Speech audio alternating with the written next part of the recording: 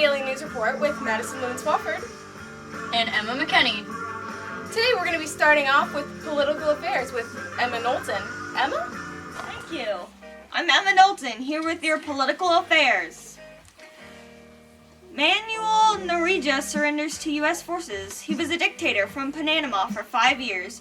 U.S. launches Operation Desert Storm, destroying Iraq army, ending the Gulf War in a few short weeks. The French elect the first female premier, Edith Cresson. Boris Yeltsin was elected president of Russia, first public vote held formally. Yeltsin and Bush signed the START to nuclear weapons treaty, reduces the number of missiles held by both superpowers. American and Russian nuclear missiles are for the first time not pointed at each other. France ceases testing nuclear weapons. Bill Clinton elected for a second term. Prince Charles and Princess Diana divorce. Hong Kong is no longer ruled by United Kingdom. Bill Clinton was part of a sex scandal. He will have to testify about his relationships with a White House intern. Iraq declines to allow United Nations weapons inspectors to continue their mission in the country. They just created diplomatic tension. NATO forces attack on Yugoslavia in order to prevent another genocide. And that's your political affairs. Thank you, Emma, for that report. Now on with Mel with pop culture. Mel? This is Melanie R coming at you today with today's newest pop culture.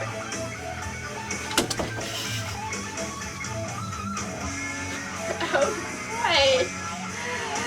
Today's top 10 list of music. First up, number 9, Wilson Phillips and his newest song, Hold On. Coming at you, number 8, Madonna's one of her latest songs, Vogue. Number 7, Sinead O'Connor, Nothing Compares to You. And who could forget Tommy Page's at number 6, I'll Be Your Everything. Taylor Dane coming up at 5th place, Love Will Lead You Back. 4th, Alana Miles, Black Velvet. Janet Jackson, Escapade. Coming nearly first, but still second place, Paula Abdul and the Wild Pair, and their song Opposites Attract. And the number 1 song of today is Michael Bolton, How Am I Supposed to Live Without You? And we'll be right back after this commercial break.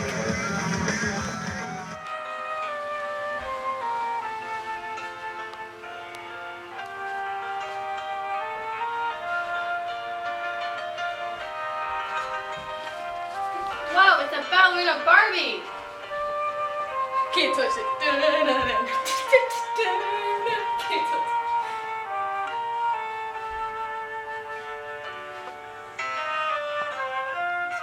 We're gonna start off with some fashion.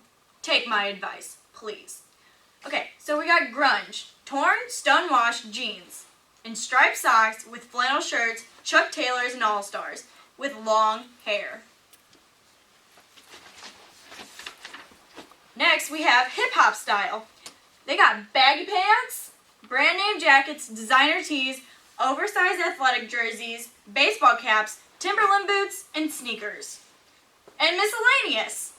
Pretty much anything you can find.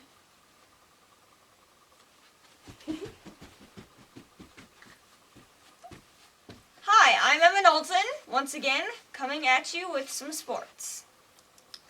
Baseball players in 1994-1995 go on strike. In basketball, Michael Jordan and the Chicago Bulls won 6 titles in the 1990s. 1991, 1992, 1993, 1996, 1997, and 1998. In association football, also known as soccer, the UEFA Champions League created taking control of the TV rights to the tournament. In American football, the Dallas Cowboys, after having a rough period in the late 80s, gain a new owner who brings in new management, helping the Cowboys to win the 1992, 1993, and 1996 Super Bowls. And finally, in ice hockey, the NHL expands in labor unrest by players with 2 lockouts in the decade.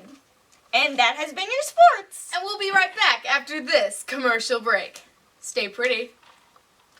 Oh, what a beautiful day it is. Oh my god! Oreos. So yummy. I'm going to teach you how to make bruschetta and cheddar hot pockets. First you need frozen puff pastry and some freshly grated cheddar cheese, some cornstarch, some ground mustard powder, and some evaporated milk. You also need Worcestershire sauce, hot sauce such as Tabasco, kosher salt and black pepper, and 3 ounces diced bruschetta or ham, and some egg lightly beaten. You can figure out the rest how to make it yourself. And we're back. Today we are going to be interviewing the lovely Adrienne London. How are you doing today, Adrienne? I'm fine, thank you. All right.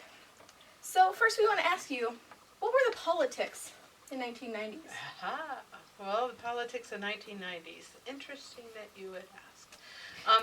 That was the era of the Clinton administration, and we were just coming out of the early 90s. We're kind of recovering from the Reagan administration and some of the issues that we had with the politics around AIDS, politics around Central America, and the growing drug epidemic.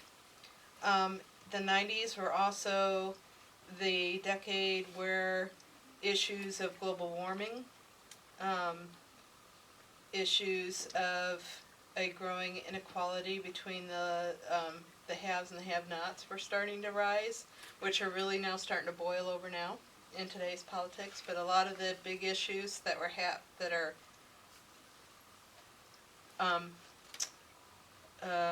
in the national debate now were started or were beginning in the 90s. The 90s were when we really started to get involved again in the Middle East. What were some movements during the 1990s? Big popular movements. Well, it was during the 90s that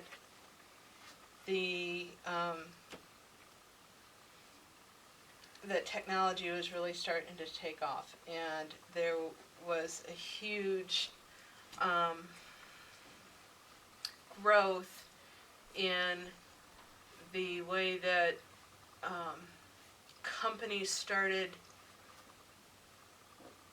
defining what their fiduciary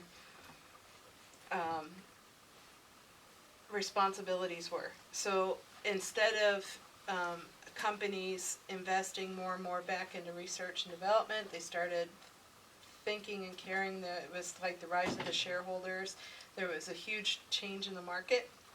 And so what, and I know this is kind of boring, but what happens then is that there's this huge growth in the power of business and less power of the individual. And so that's really showing in today's politics, but it started in the 90s, and with the way that some of those laws were changing, because what's happening now is that corporations are seen as individuals. They can give a whole bunch of money to the politicians, and then it costs a lot of money for someone to run for office, and there isn't a lot of accountability for some of those large corporations, and that kind of is what got us in our hot mess with the economic situation that we have been facing for the last 7-8 years. All right, what are some of your favorite slang words of the 1990s? As if. As if? As if. Awesome. As if is the only one I can think of, because remember, I'm a person of the 80s, so Yes. mine were the 80s. But like was kind of in the 80s too, so I don't know. As if is the only one I can really think of. What were some social medias beginning in 1990s? Well, what really was huge then in the 90s is moving from VHS to DVD, kind of going from cassettes to digital. So going from tape to digital was huge from the 90s to the 2000s, the millennials. And that's been huge from technology. Now we can stream things, we can save things a lot faster. The whole music industry has changed, the whole movie industry has changed. Television has humongously changed because of that change from having to store things on tape to having things stored digitally. Nice. Very interesting. And last but not least, what happened outside of the U.S. that you remember?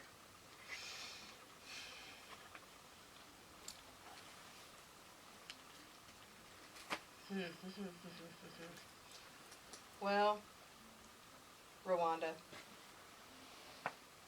Can you tell us a little bit about that? the genocide in Rwanda,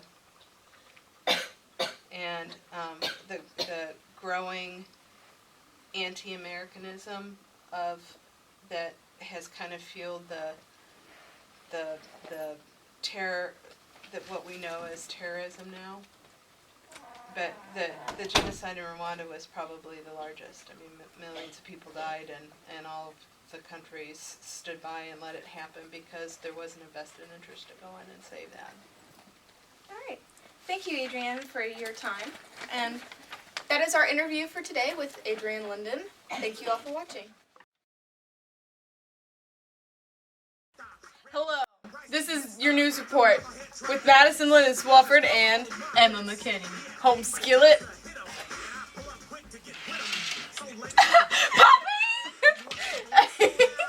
No, we need your dog in this. No.